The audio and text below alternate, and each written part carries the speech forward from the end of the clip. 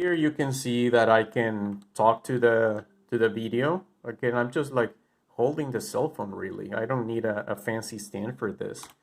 And I'm going to use different type of um, pencils and pens so you can see the difference. Probably this is the most practical thing to do because we can write the Riemann zeta function.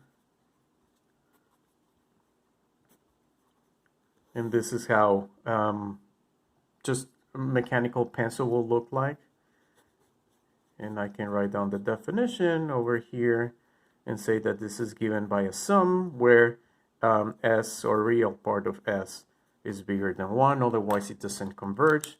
Of course, you can try different writing utensils to see what works better with your lighting and with the type of paper you have.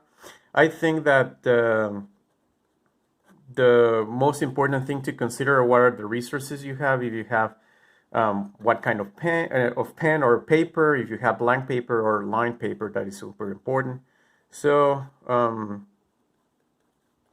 for example, if I want to prove that the Riemann hypothesis is true, this is if real part of s equals 1/2, or s is a negative integer, right?